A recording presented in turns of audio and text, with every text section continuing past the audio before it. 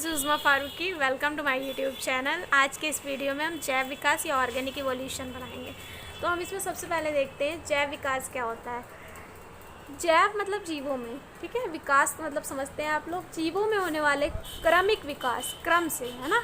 जीवों में होने वाले क्रमिक विकास को क्या कहते हैं? जैव विकास। मतलब सरल से धीरे धीरे शरीर क्या जटिल आकृति में चेंज हो जाता है, उसी को क्या कहते हैं? जैव विकास। तो देखिए लिखा है, प्रारंभिक सरल जीवों से धीरे धीरे जटिल जीवों की उत्पत्ति की क्रिया को क्या कहते हैं? जैव विकास। फिर देखेंगे जैव विकास से संबंधित पहली थ्योरी किसने दी थी, पहला सिद्धांत किसने दिया था? लैमार्क ने। तो लैमार्कवाद, लैमार्क नाम का नाम है और वाद, ये जो दो वर्ड से मिलकर बना, लैमार्क प्लस वाद। लैमार्क मतलब एक साइंटिस्ट है, वाद मतलब सिद्धांत। लैमार्क का सिद्धांत किस बारे में? जैव विकास के बारे में। तो जैव विकास के बारे में सबसे पहली थ्योरी किसने दी थी, सबसे पहला सिद्धांत किसने दिया था? लैमार्क ने। और उनकी जैव विकास के बारे में उन्होंने जो थ्योरी दी उसे हम क्या कहते हैं? लैमार्कवाद। क्लियर हो गई बात? तो इनका पूरा नाम था, इनका नाम भी आता है पूरा, कि इनका पूरा नाम क्या था? जीन बैप्टिस्टे डी लैमार्क, ठीक है। इन्होंने अपने जैव विकास के जो वो दिए थ्योरी थी उसको किस पुस्तक में मतलब वो लिखा है, प्रस्तुत दिया है? तो उस पुस्तक का नाम है फिलॉसफिक ज़ूलॉजिक। क्या नाम है? फिलॉसफिक ज़ूलॉजिक। ये इंपॉर्टेंट है, याद रखिएगा, ये आता है पेपर में। उसके बाद आता है अगर शॉर्ट में आ सकता है, लैमार्कवाद का वर्णन कीजिए। तो लैमार्कवाद में जब लैमार्कवाद की बात होगी तो आप क्या बताएंगे कि जो लैमार्क ने जैव विकास के बारे में जो सिद्धांत दिए उसे लैमार्कवाद कहते हैं। लैमार्कवाद ने अपनी पुस्तक फिलॉसफिक ज़ूलॉजिक में इसको प्रस्तुत किया है। फिर इसके मुख्य रूप से कितने पॉइंट हैं? 3। कितने पॉइंट है? सेकंड वाला आप कट कर दीजिएगा, ये इसका नहीं है ना। कितने हैं? 3। कौन कौन से? फर्स्ट कौन सा है? वातावरण का सीधा प्रभाव। सेकंड कौन सा है? अंगों का उपयोग तथा अनुपयोग। तीसरा कौन सा है? थर्ड, ये क्या हो जाएगा? उपार्जित लक्षणों की वंशागति। ठीक, तो सबसे पहले हम इसमें देखेंगे वातावरण का सीधा प्रभाव। वातावरण का सीधा प्रभाव, लैमार्क ने बताया पृथ्वी पर जितने भी जीव हैं सभी पर वातावरण का सीधा प्रभाव पड़ता है, जिससे वातावरण के प्रभाव के कारण ही उनके शरीर में, उनके स्वभाव में कई सारे चेंजेस देखने को मिलते हैं। जैसे ज़्यादा गर्म जगह पे जो पाए जाते हैं वो लोग थोड़ा, उनका रंग कैसा होता है? डल होता है ना। और जो ज़्यादा ठंडी जगह पाए जाते हैं वहाँ का टेम्परेचर का इफेक्ट पड़ता है उनके ऊपर, तो वो कैसे होते हैं? मतलब टेम्परेचर कम है तो जहाँ टेम्परेचर ज़्यादा होगा तो वहाँ के लोग काले होते हैं, जहाँ कम होता है वहाँ के लोग क्या होते हैं? उनका रंग साफ होता है, गोरे होते हैं। तो ये किस वजह से होता है? ये वातावरण के प्रभाव के कारण है। समझ में आ गई बात? अब देखेंगे आगे, सेकंड वाला आप काट दीजिएगा, सेकंड ये होगा, ठीक है, अंगों का उपयोग तथा अनुपयोग। तो लैमार्क ने बताया जो भी जीव अपने जिस अंग का उपयोग ज़्यादा से ज़्यादा करता है वो अंग जो होते हैं वो विकसित होते हैं, और लेकिन जिन अंगों का यूज़ नहीं करता वो धीरे धीरे गायब हो जाते हैं। एक सांप था पिट वाइपर, उसके पैर थे लेकिन वो अपने पैरों का यूज़ नहीं करता था, वो लगातार रेंग कर ही चलता था, जिससे वो उसके जो पैर थे उसका यूज़ नहीं होता था, तो उसका पैर क्या धीरे धीरे विलुप्त हो गए। ठीक, फिर देखेंगे आगे, थर्ड में दिया है उपार्जित लक्षणों की वंशागति। उपार्जित लक्षणों की वंशागति क्या होती है? ये बहुत इंपॉर्टेंट है, ये अलग से भी आता है कि उपार्जित लक्षणों की वंशागति का नियम किसने दिया? तो लैमार्क की थ्योरी है, ठीक है। और इसी पॉइंट की इनकी क्या हुई थी? बहुत ज़्यादा आलोचना हुई थी। ये भी पूछा जा सकता है कि लैमार्क की कौन से बिंदु की या किस सिद्धांत की सबसे ज़्यादा वो हुई थी आलोचना, तो वो कौन सा था? ये उपार्जित लक्षणों की वंशागति। इन्होंने बताया लैमार्क ने कि जो जीव अपने जीवन में कोई भी लक्षण जो अर्जित करता है ना, जो प्राप्त करता है, वो सब लक्षण एक पीढ़ी से दूसरी पीढ़ी में जाते हैं, है ना, उनके अकॉर्डिंग। उन्होंने क्या बोला देखते हैं, उपयोग और अनुपयोग के फलस्वरूप प्राप्त हुए परिवर्तित लक्षण को उपार्जित लक्षण कहते हैं। और इन्होंने बताया ये सभी लक्षण क्या एक जनरेशन से दूसरी जनरेशन में जाते हैं, लेकिन ये बात, इनका ये नियम गलत साबित हुआ। सभी लक्षण एक पीढ़ी से दूसरी पीढ़ी में नहीं जाते, केवल वो लक्षण जिनका प्रभाव जीन्स पर होता है वो लक्षण एक पीढ़ी से दूसरी पीढ़ी में जाते हैं, सभी नहीं जाते। तो इनकी आलोचना हुई, आलोचना मतलब बुराई, है ना, मतलब इनके इस नियम को गलत बताया गया। लैमार्क की आलोचना जर्मन के वैज्ञानिक मेन जो थे, सभी ज़्यादातर वैज्ञानिकों ने किया, लेकिन जो इनका पूछा जाता है वीज़मान का, इन्होंने 40 पीढ़ियों तक चूहे की पूँछ काटी, लेकिन अगली पीढ़ी में जब देखी तब भी पूँछ निकली, जबकि लैमार्क के अकॉर्डिंग पूँछ नहीं होनी चाहिए थी, है ना, क्योंकि उन्होंने कहा था सभी लक्षण एक पीढ़ी से अर्जित लक्षण सब जाते हैं, तो अगर पेरेंट जो वो है चूहा जिसमें वो नहीं है पूछ, तो अगली जनरेशन में भी नहीं होना चाहिए, लेकिन होता है, ठीक है। उसके बाद देखते हैं यहाँ पे, एक बार इसको पूरा बता देते हैं आपको। काटा, हालांकि लैमार्क के अनुसार पूंछ का उपयोग ना होने से बिना पूंछ के चूहे उत्पन्न होने चाहिए, क्योंकि पूंछ का उपयोग नहीं हो रहा जब पूंछ कट गई है। लेकिन परंतु ऐसा नहीं हुआ। इससे ये सिद्ध होता है वातावरण या किसी अन्य कारण से जंतु शरीर में होने वाले परिवर्तन उनकी संतानों में नहीं पहुंचते। इन्होंने कहा था सारे लक्षण पहुंचते हैं, इसलिए इनका नियम गलत हुआ ना, सभी लक्षण नहीं पहुंचते। उसके बाद लिखा है शारीरिक संरचनाओं में होने वाले परिवर्तन संतानों में स्थानांतरित नहीं होते, केवल जनिक। अभी हमने आपको वही बताया था कि केवल जेनेटिक कैरेक्टर्स जो होते हैं, जो जीन्स पे जिनका प्रभाव होता है, वही लक्षण एक पीढ़ी दूसरी पीढ़ी में जाते हैं। शरीर के लक्षण या शारीरिक संरचना वाले लक्षण जो होते हैं वो एक पीढ़ी दूसरी पीढ़ी में नहीं जाते। नहीं तो अब क्वेश्चन पूछता पहले, जैसे इसमें आगे होगा देखते हैं।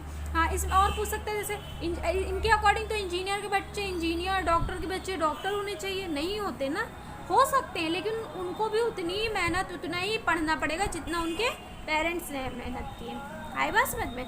तो सारे कैरेक्टर्स वन जनरेशन से अदर जनरेशन नहीं जाते, सिर्फ कुछ ही लक्षण एक पीढ़ी दूसरी पीढ़ी में जाते हैं। ठीक है, फिर उसके बाद देखेंगे दूसरी थ्योरी जो थी, दूसरी परिकल्पना किसने दी थी? डार्विन ने। किसने दी थी? डार्विन ने। तो पूछा डार्विनवाद आता है। डार्विनवाद किसका क्या है? डार्विनवाद भी वो जैव विकास के बारे में सिद्धांत है, लेकिन जैव विकास के बारे में परिकल्पना है। सिद्धांत और परिकल्पना में थोड़ा डिफरेंस होता है, अभी आपको बताएंगे। तो ये कौन सा है डार्विनवाद? जो डार्विन ने क्या दिया है, जैव विकास के बारे में जो दिया, जो बताया, उसे हम क्या कहते हैं? डार्विनवाद। समझ में आ गई? या इससे रिलेटेड क्या दूसरी परिकल्पना होती है? देखिए, सिद्धांत जो होता है वो जो सिद्ध कर दिया जाता है, और परिकल्पना अपनी बात बताई तो, लेकिन उसे पूरी तरह से सिद्ध ना कर पाना। आई बात समझ में? उसके बाद देखेंगे चार्ल्स डार्विन। इनका पूरा नाम क्या था? Charles Darwin. इनकी पुस्तक का नाम क्या था? प्राकृतिक वर्ण द्वारा नई जातियों की उत्पत्ति। उसके बाद देखेंगे आगे, इसके उसके कितने पॉइंट्स थे? 3 पॉइंट्स थे। इसके टोटल कितने पॉइंट्स होंगे? 6। फर्स्ट पॉइंट देखिए, ये लिखा है संतान उत्पत्ति की प्रचुर मात्रा। ठीक है, उन्होंने बताया कि मतलब पृथ्वी पर जितने भी पौधे और जंतु हैं उन सभी में संतान उत्पत्ति की क्षमता होती है। ठीक, दूसरा पॉइंट देखेंगे जीवन संघर्ष। जीवन संघर्ष क्या होता है? मतलब उन्होंने बताया डार्विन ने, पृथ्वी पर जितने भी जीव हैं वो सभी अपने भोजन, पानी, आवास, इन सब जीवन की जितनी भी आवश्यकता है उनको पूरा करने के लिए संघर्ष करते हैं। इसी को हम क्या कहते हैं? जीवन संघर्ष। जीवन संघर्ष कितने प्रकार का होता है? 3 प्रकार का। कितने प्रकार का होता है? 3 प्रकार का। सजातीय जीवन संघर्ष, विजातीय जीवन संघर्ष, वातावरणीय जीवन संघर्ष। सजातीय जीवन संघर्ष का दूसरा नाम भी आप ब्रैकेट में लिख लीजिएगा इसी में, अंतर्जातीय जीवन संघर्ष। क्या कहते हैं इसे? अंतर्जातीय जीवन संघर्ष। और विजातीय संघर्ष को क्या कहते हैं? अंतर्जातीय जीवन संघर्ष। क्या कहते हैं? अंतर्जातीय जीवन संघर्ष। तो सबसे पहले हम आपको सजातीय जीवन संघर्ष या क्या बताते हैं? अंतर्जातीय जीवन। अंतर्जाति मतलब या सजाति एक ही जाति के जीवों के बीच में जब जीवन संघर्ष होता है भोजन, पानी, आवास के लिए, तो इसे क्या कहते हैं? सजातीय जीवन संघर्ष या अंतर्जातीय जीवन संघर्ष। दूसरा विजातीय जीवन संघर्ष। विजाति मतलब विभिन्न, अलग अलग जाति के। जब अलग अलग जातियों के जीवों के बीच में भोजन, पानी, आवास के लिए संघर्ष होता है तो उसे क्या कहते हैं? विजातीय जीवन संघर्ष। फिर देखेंगे वातावरणीय जीवन संघर्ष क्या होता है? जो वातावरण से संघर्ष करते हैं। अब हमें खाने पीने, जो जीव होते हैं उन्हें खाने पीने ये सब के साथ साथ और किसके लिए संघर्ष करना पड़ता है? वातावरण के अकॉर्डिंग खुद को ढालना पड़ता है, तो ये भी एक तरह का संघर्ष है। समझ में आ गई बात? फिर अब देखेंगे, ये तो उसी की सब हेडिंग्स थी। अब आई थर्ड हेडिंग, विभिन्नताएं एवं वंशागति। तो डार्विन ने बताया प्रत्येक जीवधारी में कुछ ऐसे लक्षण होते हैं जो अपनी जाति के दूसरे जीवों से भिन्न होते हैं, है ना? सभी लक्षण एक जैसे नहीं होते। 2 जीव कभी भी एक जैसे बिल्कुल सेम नहीं हो सकते, कुछ ना कुछ डिफरेंसेस उनमें देखने को मिलते हैं। इसे क्या कहते हैं? विभिन्नताएं। और ये जो विभिन्नताएं होती वही पीढ़ी दर पीढ़ी जाती है, इन्हें क्या कहते हैं? वंशागति। वंशागति मतलब लक्षणों का एक पीढ़ी से दूसरी पीढ़ी में जाना। फिर देखेंगे आगे, योग्यतम की उत्तरजीविता। क्या लिखा है? योग्यतम की उत्तरजीविता मतलब योग, नाम समझिए, योग कौन है? उत्तरजीविता मतलब जीने के योग्य कौन है? जीने के योग्य वही जीव होंगे जो जीवन संघर्ष करने में कामयाब होंगे। फिर देखेंगे, ये देखिए लिखा है इसमें एक नोट, हर्बर्ट स्पेंसर ने सर्वप्रथम यह सिद्धांत प्रस्तुत किया जिसे डार्विन ने प्राकृतिक चयन कहा। मतलब इसको बारे में, योग्यतम की उत्तरजीविता के बारे में हर्बर्ट स्पेंसर ने पहले बताया था। समझ में आ गई बात? फिर देखेंगे आगे लास्ट हेडिंग 6, इसमें देखिए फर्स्ट ये है, सेकंड ये है, फिर ये थर्ड है, ये फोर्थ है, फिफ्थ हेडिंग ये नहीं होगी ना, फिफ्थ ये तो नोट है। फिफ्थ हेडिंग में आप वही जो पीछे वाले में अभी पढ़ा था अनुकूलन की प्रवृत्ति, वो आप लिख सकते हैं। यहाँ पे अनुकूलन की प्रवृत्ति कटवा दी थी ना, तो ये किस में आएगी, ये डार्विन में आएगी। तो आप पढ़ लेंगे अनुकूलन की प्रवृत्ति मतलब सभी जीव वातावरण के अनुसार अपने आप को ढालने के, वातावरण के अनुसार अपने आप को चेंज करने की प्रवृत्ति रखते हैं, इसी को क्या कहते हैं, अनुकूलन की प्रवृत्ति। तो फिफ्थ पॉइंट आपका डार्विनवाद में ये हो जाएगा, अनुकूलन की प्रवृत्ति। अब 6 पॉइंट हम देखेंगे, नई जातियों की उत्पत्ति। नई जातियों की उत्पत्ति उपयोगी लक्षण के विकास और वंशागति से धीरे धीरे हजारों लाखों वर्ष बाद एक अवस्था ऐसी आती है जब संतान अपने पूर्वज से पूरी तरह भिन्न होता है। मतलब आगे चलने पर धीरे धीरे कुछ ऐसे, मतलब आगे की जनरेशन ऐसे मिलेगी जो अपने पेरेंट्स या अपने एंसेस्टर से, पूर्वजों से पूरी तरह से भिन्न होगी। तो इस तरह से नई जातियों की उत्पत्ति होगी। समझ में आ गई बात। फिर देखेंगे आगे टॉपिक थर्ड। टॉपिक थर्ड में देखेंगे हम उत्परिवर्तनवाद। उत्परिवर्तनवाद देखो नाम से समझ में, वाद मतलब हमेशा सिद्धांत या नियम। तो उत्परिवर्तन का सिद्धांत या उत्परिवर्तन का नियम किसने दिया था, ह्यूगो डिवरीज ने। ये साइंटिस्ट का नाम है, क्या है, ह्यूगो डिवरीज। ठीक, अब बात है उत्परिवर्तन होता है क्या है। उत्परिवर्तन क्या होता है, जीवों में होने वाले अचानक परिवर्तन को क्या कहते हैं, उत्परिवर्तन। उत्परिवर्तन कैसे होता है, जो क्रोमोसोम्स होते हैं, गुणसूत्र, उसमें जो जीन्स होते हैं उनकी संरचना या संख्या में कोई परिवर्तन होता है तो उसे क्या बोलते हैं, उसे क्या बोलते हैं, उत्परिवर्तन। देखो जीवों के आनुवांशिक पदार्थ या जीन की संरचना में होने वाले परिवर्तन क्या कहलाते हैं, उत्परिवर्तन। इसको इंग्लिश में म्यूटेशन कहते हैं। और इस थ्योरी को क्या कहते हैं, ये बताया जिन्होंने, है ना, किसने बताया है इसके बारे में, ह्यूगो डिवरीज ने। इसे उत्परिवर्तनवाद कहते हैं इस थ्योरी को। फिर इन्होंने सबसे पहले उत्परिवर्तन की क्रिया किस पे देखी थी, पौधे पे, इवनिंग प्रिमरोज नामक पौधे पर। समझ में आ गई बात। अब देखेंगे आगे उत्परिवर्तन कितने प्रकार का होता है, 2 प्रकार का होता है। उत्परिवर्तन कितने प्रकार का होता है, 2 प्रकार का। फर्स्ट है जीन उत्परिवर्तन, सेकंड है गुणसूत्री उत्परिवर्तन। मतलब जीन की संरचना और आकार में या संख्या या संरचना में कोई परिवर्तन होगा तो उसे जीन उत्परिवर्तन कहेंगे। गुणसूत्री उत्परिवर्तन मतलब गुणसूत्र की संरचना या संख्या में कोई परिवर्तन हो जाए। ठीक, अब देखेंगे आगे टॉपिक 4। टॉपिक 4 देखिए, अब जैव विकास के प्रमाण क्या है, जैव विकास के प्रमाण मतलब प्रमाण हमने पढ़ लिया जीवों में विकास हुआ है, लेकिन हम कैसे मान लें कि जीवों में विकास हुआ है, कैसे पता चला हमें, इसके क्या साक्ष्य हैं, मतलब प्रूफ क्या है ना। तो एविडेंस या प्रमाण वही है, तो मतलब उसका क्या प्रूफ है, इसकी क्या, कैसे हम कह सकते हैं कि जीवों में विकास हुआ है ना। तो उसमें देखेंगे सबसे पहले यहाँ जैव विकास की परिभाषा लिखी जो आपको बता चुके हैं, जीवों में होने वाले क्रमिक विकास को, विकास नहीं क्रमिक लिखिएगा पहले, क्रमिक विकास को क्या कहते हैं, जैव विकास। उसके बाद देखिए यहाँ से आप पढ़िए, ठीक है।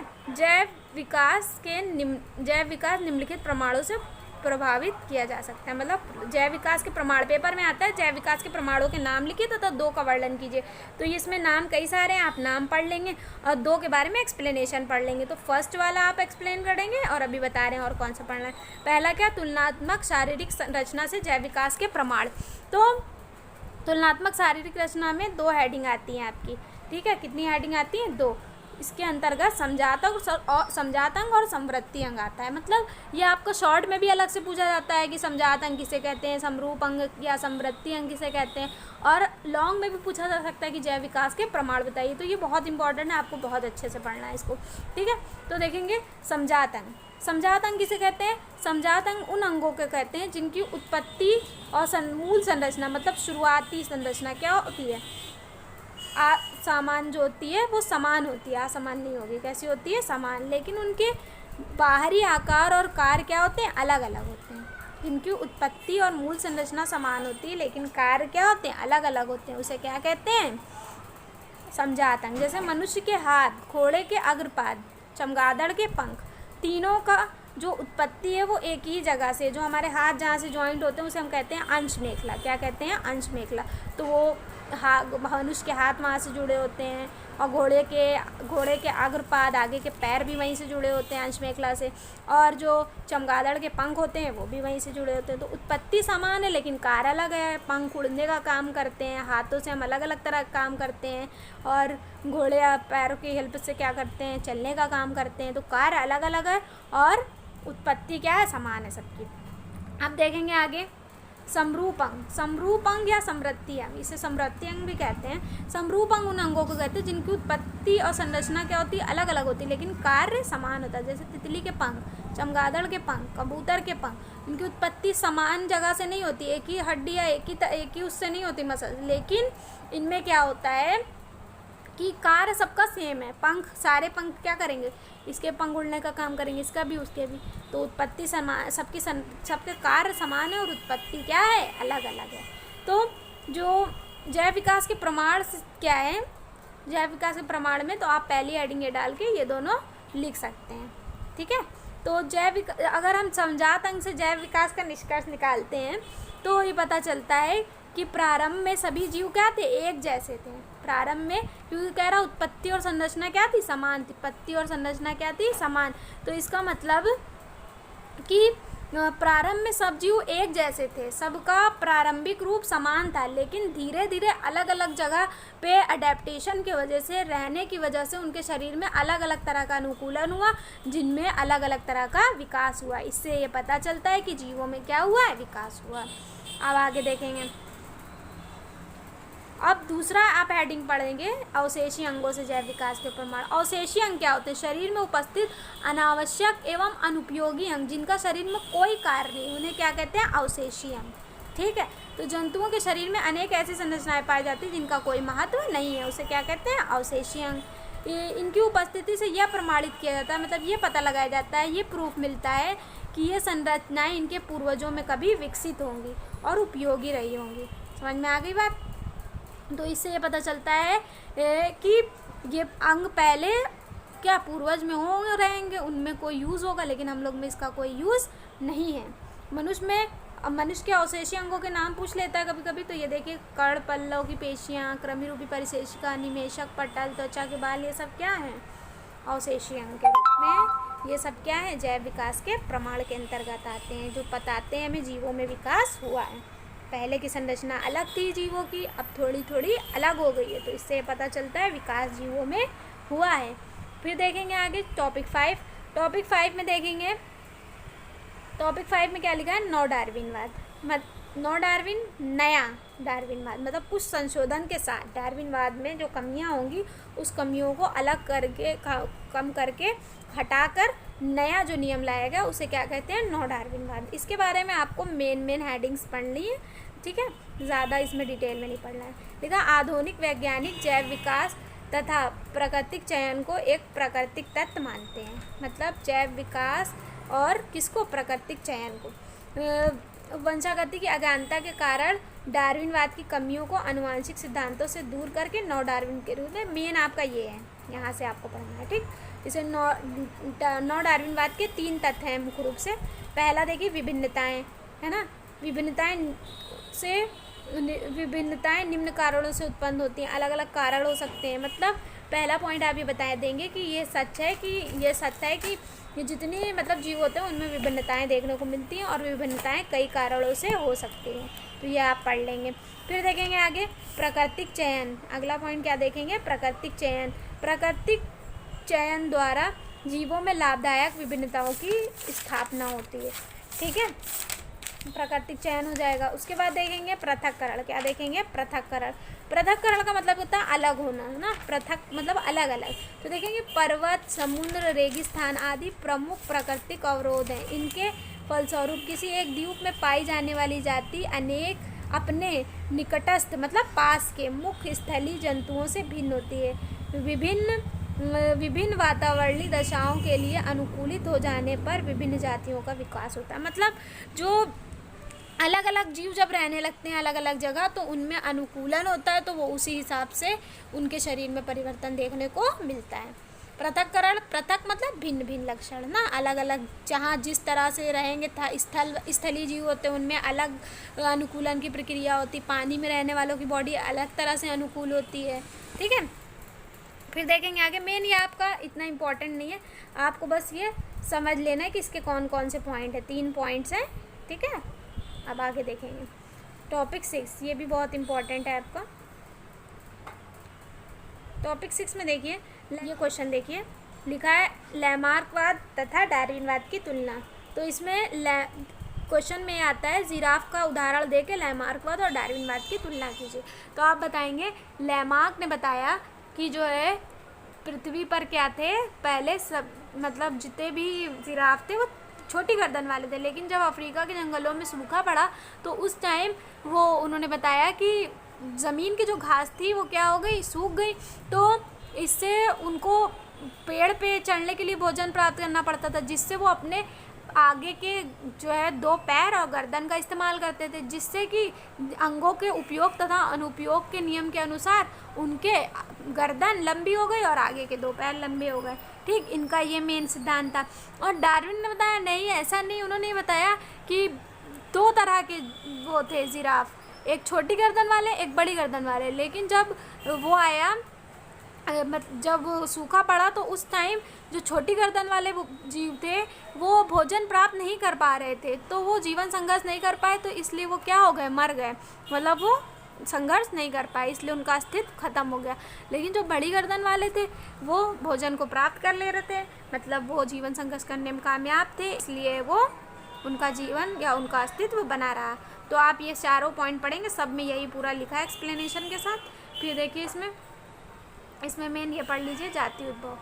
ठीक है, जाति उद्भव क्या होता है, प्रकृति में नई जाति के निर्माण की क्रिया को क्या कहते हैं, जाति उद्भव, है ना।